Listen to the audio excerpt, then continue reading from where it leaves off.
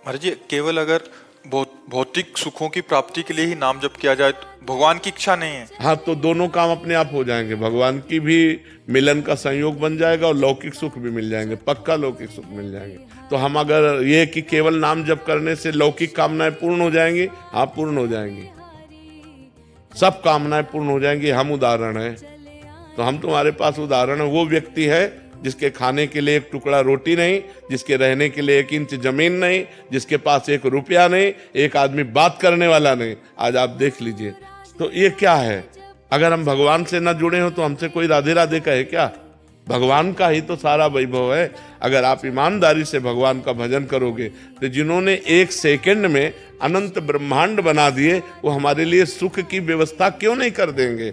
ये सब भगवान से ही जुड़ने से तो है। अगर हम भगवान के ना हो तो थोड़ा सोच लो, हमारे पूरे परिकर में शासन है, चाहे बच्चा हो चाहे बच्ची हो, बिल्कुल धर्म से चलो, ऐसे किसी से मत कर देना। ऐसे रख देता है तो बाबा जी हैं, भिक्षुक है। अगर ऐसे नहीं करना, जो भगवान दे दे उसी से चलना है। तो भगवान के सहारे रहने से, भगवान का नाम जप करने से इस लोक में भी माला माल हो जाओगे, इस लोक में भी, परलोक में तो हो ही जाओगे, इस लोक में भी। पर पहले हम ये आपको समझना होगा कि जैसे आपके पाप हैं 500 ग्राम और आपका भजन है 25 ग्राम, तो आपका लोड कितना है पाप का? अभी काम नहीं बनेगा। जब 500 क्रॉस कर जाओगे तब माला माल हो जाओगे। जब आपका भजन 500 क्रॉस करके 600 में पहुंचेगा तब सब सिद्धियां, रुपया, पैसा सब मारा घूमेगा, क्योंकि भगवान सबके स्वामी हैं और आपने भगवान का भजन किया तो सब कुछ प्राप्त होगा। इसलिए चिंता नहीं करना चाहिए, भगवान का चिंतन करना चाहिए। महाराज जी, एक तरफ तो कामना करनी पड़ती है फिर भी पूरी नहीं हो रही। महाराज जी, हम आपके आश्रित जन है, हमने तो ना चाह की, बट हमें इतना भरोसा कि महाराज जी आपके आश्रय में है, प्रभु के आश्रय में है। तो इसमें क्या है कि हम लोग भगवान को पूर्ण जब समर्पित हैं, तो जैसे माँ को चिंता होती कि बच्चे को बाल भोग करवाना है, बच्चे को राजभोग कराना है, चल अब खेलना बंद कर, बाल भोग कर, राजभोग कर, ऐसे भगवान हमारी व्यवस्था करते हैं। हम कामना नहीं करते, पर वो भगवान व्यवस्था करते हैं आगे से आगे। हाँ, करो सदा तिनके रखवारी, जिम बालक राखे महतारी। आगे से आगे भगवान व्यवस्था करते हैं। बिल्कुल निश्चिंत हो जाओ, बिल्कुल निर्भय हो जाओ। भगवान तुम्हें बहुत प्यार करते हैं, पर बस भगवान का भजन करो। तब भजन नहीं करोगे तो समझ नहीं पाओगे, भगवान के प्यार को नहीं समझ।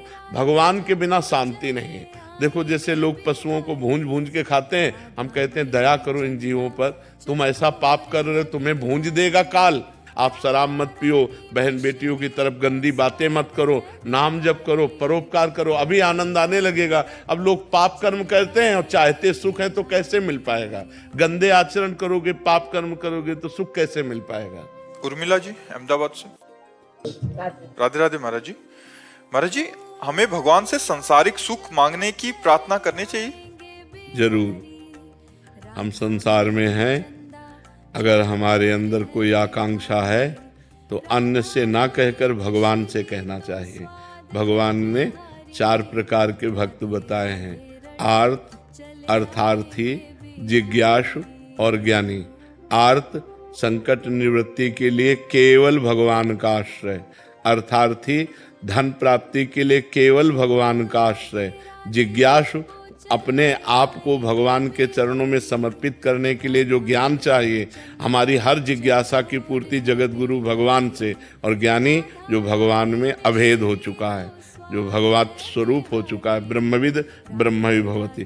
तो हमारे शास्त्र आज्ञा करते हैं कि अगर हमें अर्थ की प्राप्ति चाहिए तो केवल भगवान से चाहिए। हम भगवान के ही आश्रित रहें, किसी व्यक्ति के आश्रित न रहें, और प्रयत्न करें, प्रयास करें, खूब नाम जप करें, भगवत स्तोत्रों का गायन करें, भगवत आराधना करें, और भगवान से धन चाहें तो प्राप्त हो जाएगा। पर ध्यान रहे, जब तक पाप रहेगा तब तक नहीं प्राप्त होगा। जब आपका पाप क्षय पहले करेगा नाम जप, तब आपको प्राप्ति होगी। केवल कामना करने से धन की प्राप्ति नहीं होगी।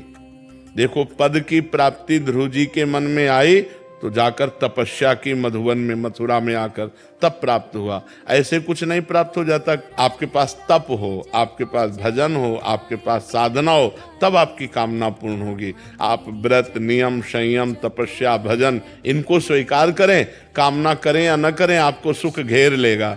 और आप ये सब ना करें तो लाख कामना करते रहो, किसी मंदिर में जाके ऐसे पूर्ण होने वाली है क्या?